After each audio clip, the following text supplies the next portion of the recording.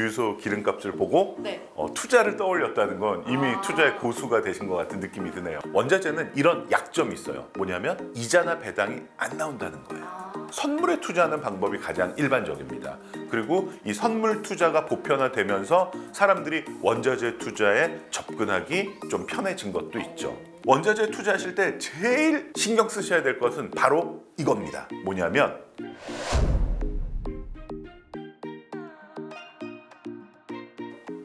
네, 여러분 안녕하세요. 세미입니다. 자, 여러분 제가 어제 주유소를 갔는데 기름값이 또 엄청 올랐더라고요. 이럴 때 보면은 기름값 오르기 전에 기름 좀 풀로 넣어둘 걸 하는 생각을 하는데 주변에 보니까 석유나 이런 원자재 같은 걸로 뛰기 전에 투자를 해서 돈을 버시는 분들도 있다고 하더라고요. 그래서 오늘은 이 원자재에 뭐가 있고 우리가 어떻게 투자해 볼 수 있을지 알아보도록 하겠습니다. 자, 오늘도 조재영 부사장님과 함께 할게요. 안녕하세요. 네, 안녕하세요. 너무 감동했어요. 이 주유소 기름값을 보고 네. 투자를 떠올렸다는 건 이미 투자의 고수가 되신 것 같은 느낌이 드네요. 저도 좀 발전을 하는 것 같죠? 그럼요. 이제 좀 돈 벌 궁리를 계속 하고 있는 것 같은데 저희가 지금까지 재테크 공부를 부사장님과 또 많이 해왔었잖아요. 뭐 주식, 채권, 금, 달러 안 한 게 없을 정도인데 네. 오늘 또 원자재에 대해서 새로 배운다고 하니까 또 느낌이 남다른데 이 원자재도 쉽게 말하면 주식처럼 저희가 투자를 할 수 있는 거예요? 그렇죠. 예. 원자재는 사실은 이제 뭐랄까 공업 원료의 재료가 되는 것들을 말해요. 네. 그러니까 뭐 투자의 대상으로 우리가 원자재를 바라본 지는 그렇게 오래되지는 않았어요. 그리고 원자재 하면은 너무 범위가 크니까 제가 좀 이야기하기 편하게 세 개로 일단 한번 분류를 해볼게요. 네. 첫 번째는 에너지류가 있어요. 에너지류. 예, 좀 전에 말씀하신 뭐 그 원유 같은 거, 기름. 예, 네. 그리고 뭐 천연가스 이런 것도 있겠고요. 두 번째는 이제 금속류가 있어요. 금속이면은 뭐 수도 없이 금속이 많잖아요. 철 말이죠. 그렇죠. 철이 제일 중요한 금속인데 우리가 철에 투자하는 건 많진 않아요. 그렇죠. 금속 중에서도 귀하고 희귀하고 비싼 거 뭐라 그래요? 귀금속? 그렇죠, 그렇죠. 그래서 우리 투자는 주로 귀금속에 하는데 대표적인 게 뭐겠어요? 금이에요? 금, 그렇죠. 금, 은 뭐 이런 것들입니다. 그리고 세 번째는 농산물류예요. 농산물류는 밀, 콩, 옥수수 이런 것들이 이제 있어요. 그래서 이런 원자재가 뭔지를 먼저 한번 카테고리를 나눠서 간략하게 설명을 드리고 그다음에 어떻게 투자하면 좋은지 이 이야기도 같이 해보죠. 그러면 원자재가 일단 뭔지는 알았는데 네. 원자재 투자는 어떤 건지 모르겠어요. 네. 먼저 우리가 주식 투자, 채권 투자 이게 이제 메인이 된단 말이에요. 요걸 우리는 보통 전통적 투자라고 하고요. 그다음에 좀 전에 우리 얘기했던 뭐 원자재 투자, 그다음에 뭐 부동산에 대한 투자 이런 것들이 이제 대체 투자라고 해요. 그래서 우리나라에서 제일 큰 돈을 굴리는 데가 국민연금이에요. 세미 씨도 내고 저도 내는 그 국민연금. 그쵸. 여기에서 어떻게 자산을 운용을 하나 이렇게 들여다 보니까 방금 우리가 얘기한 이 대체 투자에 한 16% 정도가 투자돼 있더라고요. 굉장히 많죠. 그런데 우리들은 대체 투자에 별로 관심이 없잖아요. 그래서 오늘을 계기로 이 대체 투자에도 한번 관심을 가져보시고 대체 투자에서 굉장히 중요한 파트인 원자재, 이 원자재에 한번 공부를 시작해 보도록 하겠습니다. 네.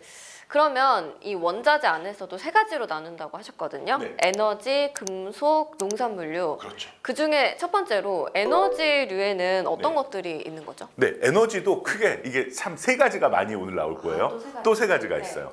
원유가 있어요. 네. 그러니까 사실 우리가 뭐 휘발유 값이 올랐다고 했지만 그 휘발유는 원자재라고 하진 않아요. 왜냐하면 이 원유는 시커먼, 네, 그 땅에서 퍼올린 바다에서 퍼올린 그 원유 크루드 오일이라고 하는데 요게 원유고요. 이거를 정유를 해서 영어로 리파인이라고 하거든요. 그렇게 해서 만든 어떤 상품, 제품이 휘발유인 거죠. 휘발유, 예. 네. 그래서 우리가 만약에 원자재에 투자한다 그러면 사실은 휘발유에 투자하는 게 아니라 그 크루드 오일, 원유에 투자를 하게 되는 거죠. 그렇죠. 네. 예. 그리고 천연가스가 있어요. 네. 원유는 액체고요. 천연가스는 기체죠. 그래서 뭐 호주, 미국, 러시아, 우크라이나 이런 데서 많이 나오는 그 LNG가 있고요. 그 다음에 많이 우리가 눈으로도 본 석탄이 있죠. 석탄 발전소는 더 이상 짓고 있진 않지만 현재 가동되고 있는 것들이 워낙 많아서 우리나라 발전의 가장 큰 부분을 차지하고 있는 것은 석탄이에요. 그럼 다음으로 금속류에는 뭐 금, 은, 뭐 다른 것들도 더 있는 거예요? 그렇죠. 원래 여러 가지 금속, 수십 가지 금속 중에서 제일 중요한 거는 철? 그렇죠. 그래서 전체 금속 중에 한 50% 이상이 철이에요. 제일 중요한 거죠. 우리가 무슨 시대에 살고 있나요? 철기 시대? 그렇죠. 지금 우리는 철기 시대예요. 철이 제일 중요한데 이거는 산업적으로 중요한 거고요. 이제 투자 입장에서 제일 중요한 것은 귀금속이죠. 사람들이 이제 귀금속에 투자를 많이 하니까 그래서 역시 제일 관심 많은 건 뭐다? 금이다. 예. 자, 그럼 마지막으로 농산물류는 진짜 이게 원자재 들어가는 건 진짜 처음 알았는데 네, 어떤 것들이 있는 거죠? 농산물 역시 세 개로 꼽을 수 있어요. 3대 농산물. 밀콩, 옥수수예요. 밀콩, 옥수수, 네. 그런데 희한하게 우리가 제일 많이 먹는 쌀. 쌀 빠졌죠. 네.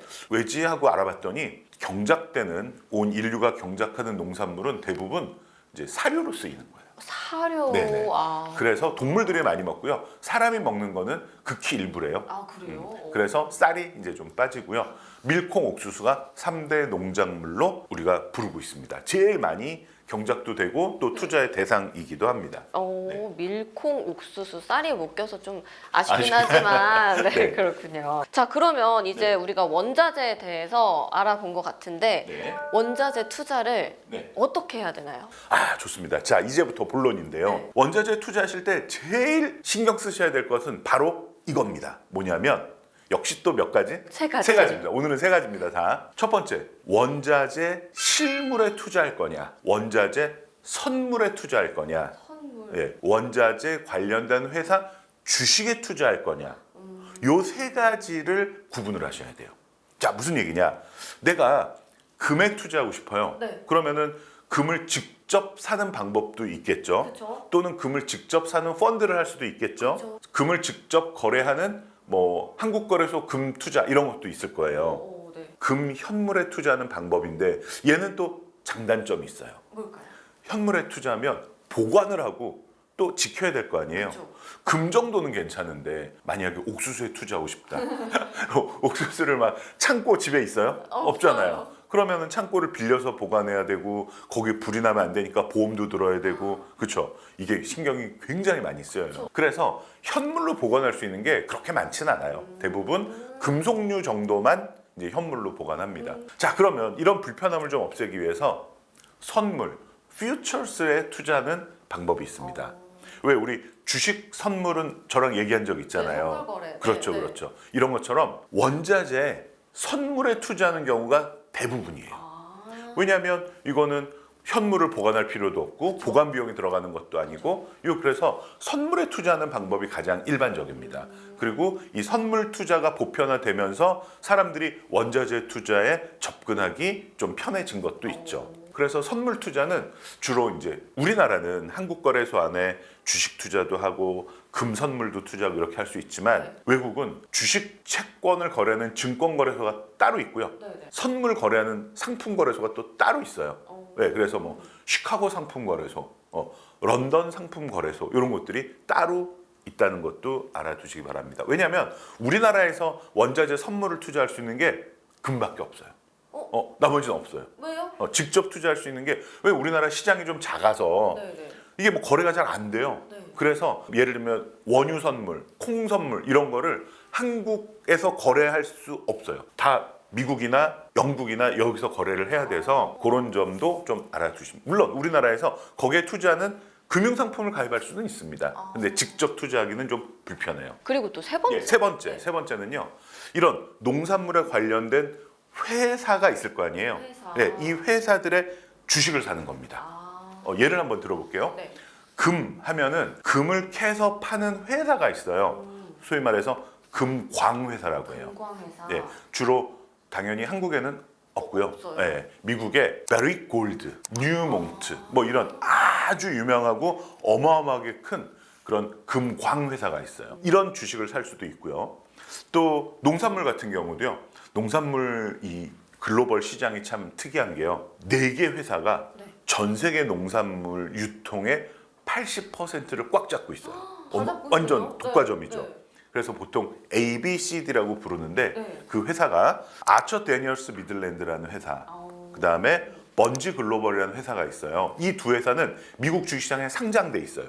여기에 투자하실 수도 있고요. 또 세계에서 제일 큰 농산물 유통회사는 카길이라는 회사예요. 이 카길이라는 회사는 세계 1등 회사지만 비상장이에요. 얘는 우리가 투자할 수는 없고요. 그다음에 루이 드레피스 컴퍼니라는 프랑스 회사가 있어요. 얘도 비상장이어서 요 네 회사가 농산물 유통권을 거의 80%를 장악하고 있어서 요런 회사 주식을 사는 것도 방법입니다. 그러면 또 원유도 얘기해 볼게요. 원유 알고 싶어요. 원유 선물에 투자하실 수도 있어요. 네. 그런데 원유에 관련된 회사들, 쉽게 말해서 정유회사 이런 데 투자하시면 됩니다. 예를 들면 전 세계에서 제일 큰 정유회사라고 하면은 어느 나라에 있을 것 같아요? 사우디? 그렇죠, 정답입니다. 사우디에 들어보셨죠? 아람코. 처음 들어봤어요. 아람코라는 회사가 세계에서 제일 큰 이제 그 석유 회사인데 이 회사는 그 나라에 상장이 돼 있어요. 사우디아라비아. 그래서 우리가 직접 투자하기는 좀 어렵고요. 요 외에도 예를 들면 엑선 모빌이라는 회사 들어보셨죠? 미국 회사예요. 처음 들어봤어요. 엑선 모빌이라는 미국의 뭐 제일 큰 정유 회사거든요. 티커 기억하시죠? 네, 티커. 티커가 XOM이에요. 그 다음에 그럼 쉐브론은 그 역시 정유 회사인데요. 네. 이 회사도 CVX라는 티커를 가지고 있는데 이런 정유 회사도 그 원유 가격이 올라가면 주가가 올라가요. 네, 그래서 이런 데 투자하실 수도 있습니다. 네, 그럼 이제 다음으로 본격적으로 원자재에 대해서 좀 투자를 해보고 싶다는 분들한테 방법을 알려주시면 좋을 것 같아요. 좋습니다.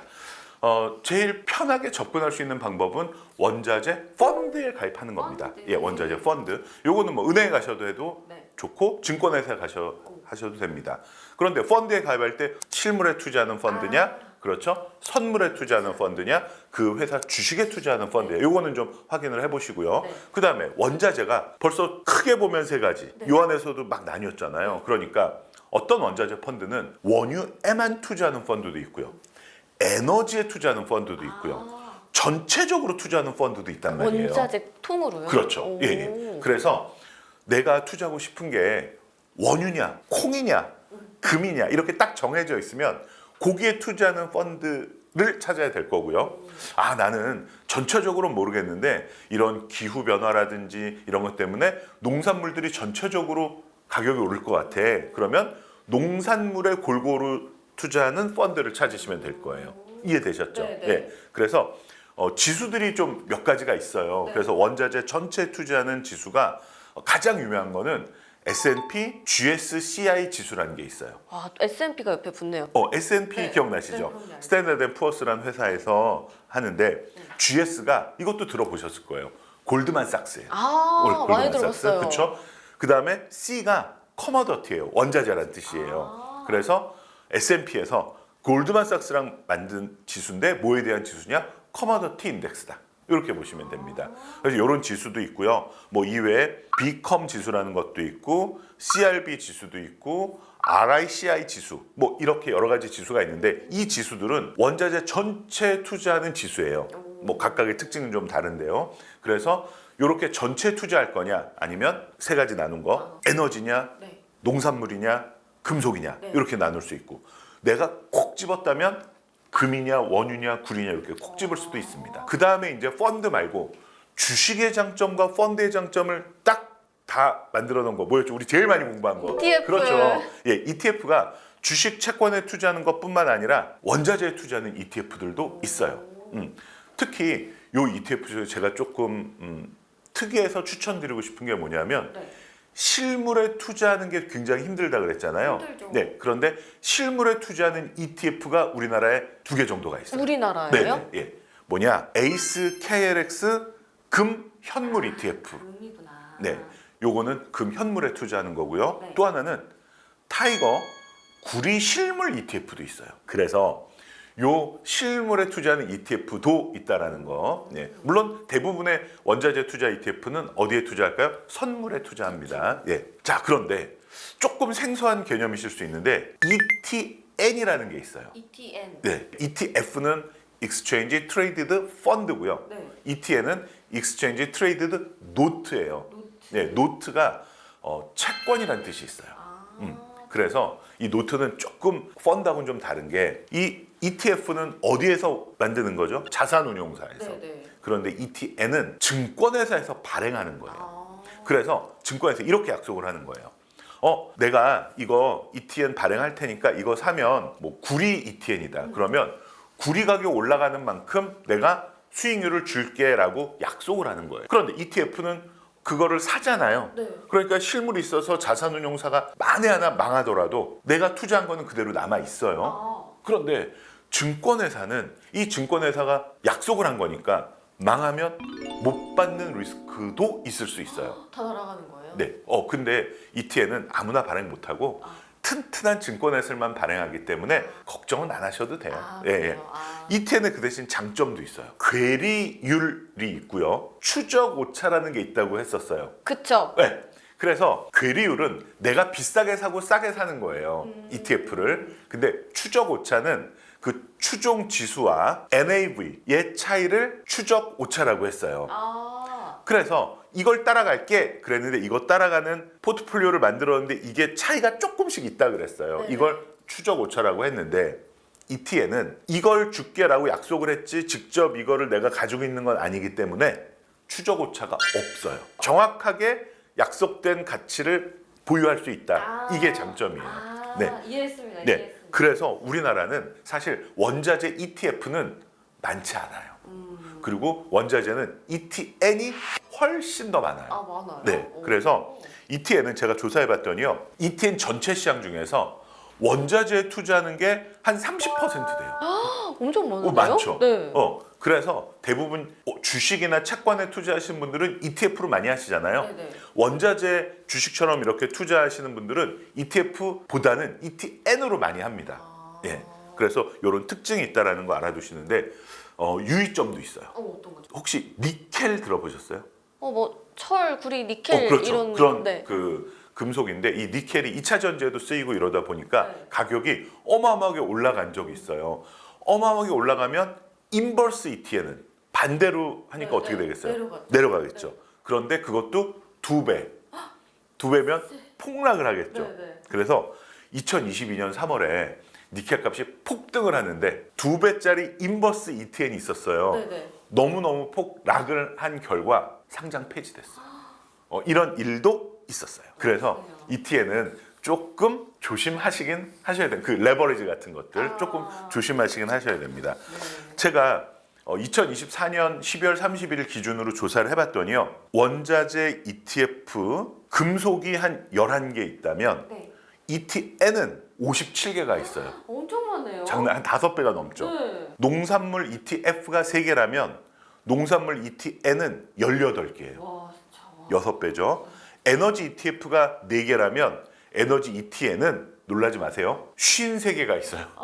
14배? 뭐 13배 이 정도가 되는 거예요. 네. 그러니까 이만큼 에너지 투자, 농산물 투자, 금속 투자는 어디에서들 많이 하는구나. ETN에서 많이 하는구나 라는 것을 알아두시면 좋을 것 같아요. 네, 원자재 투자에 대해서 방법까지 알아봤는데 제일 중요한 거는 그럼 언제 사는 게 가장 좋아요잖아요. 네. 지금 사는 건 어떤가요? 라는 질문들이 제일 많을 것 같은데 네. 어떻게 생각하세요? 사실 이 원자재 전체적으로 투자하는 것은 글쎄요 조금 하나하나 다 상황이 다르기 때문에 그렇죠. 한꺼번에 말씀드리긴 좀 어렵지만 원자재는 이런 약점이 있어요. 뭐냐면 이자나 배당이 안 나온다는 거예요. 그렇죠? 그러니까 예를 들면 금리가 높은 시절에는 내가 차라리 원자재에 투자 안 하고 이 금리가 나오는 예금이나 주식에 투자하면 더 많은 이자를 배당을 받을 텐데 하면서 일종의 기회비용이 커지는 게 있는 거죠. 그 대신 금리가 낮아지면은 내가 이거 포기하더라고 원자재에 투자하는 그 기회비용이 작아지니까 네. 좀 더 투자 가능성이 높아지죠. 네. 그리고 특히 농산물 같은 경우는 워낙에 이 기후 변화라든지 뭐 엘니뇨 현상, 라니냐 현상 이런 거에 영향을 많이 받아요. 그리고 원유 같은 것은 뉴스에서 보시면 왜 중동 지역의 정치 이런 거에 영향을 많이 받기 때문에 사실은 하나로 뭉뚱그려서 설명하기는 조금 어려운 감이 있지만 그런 그 농산물이냐 금속 이런 거에는 조금 나눠서 그 변수를 예측을 할 수는 있을 것 같아요. 그래서 제일 좋은 건 역시 분할 투자해서 한꺼번에 투자하기보다는 분할 투자해서 적립식으로 투자하시는 게 어떨까? 요거를 추천드립니다. 자, 이제 복습 정리합니다. 네. 자, 농산물, 금속류, 에너지류 세 가지가 원자재 대표인데 네. 투자는 방법이 어디에다 투자하느냐가 세 가지가 있다. 네. 하나는 현물, 두 번째는 선물, 세 번째는 주식. 그런데 방법은 또 역시 한 세 가지 정도로 볼 수 있다. 펀드에 투자하느냐, ETF로 투자하느냐, ETN으로 투자하느냐. 그리고 제일 중요한 것은 내가 종목을 원유, 금 이렇게 찍어서 할 거냐, 네. 골고루 전체적으로 투자할 거냐. 요거를 결정하시는 게 제일 중요합니다. 당연히 하나에 투자했을 때는 변동성이 훨씬 커서 그죠. 뭐 잘하면 대박이 날 수도 있지만 와우. 잘못하면 뭐 폭락을 할 수도 있지만 원자재 전체적으로 투자하면 내 포트폴리오가 좀 더 풍성해지고 좀 다양화되지 않을까 이런 의견입니다. 그렇죠. 원래 달걀을 한 바구니에 다 담지 그럼요, 말라는 그럼요. 그런 네. 말이 있잖아요. 자, 이제 원자재 투자에 대해서 여러분들도 감이 좀 오실 것 같습니다. 저는 이 원자재에도 다양한 방식으로 투자할 수 있다는 걸 오늘 처음 알았는데요. 원자재에 투자하기 좋은 시기를 잘 살펴보시고 세계 정세도 한번 잘 보시고 여기에 눈길 돌려보는 것도 괜찮을 것 같습니다. 자, 투자는 본인의 선택이 가장 중요하기 때문에 신중하게 하시길 바라고요. 저희는 다음에 또 유익한 재테크 정보로 돌아오도록 하겠습니다. 안녕!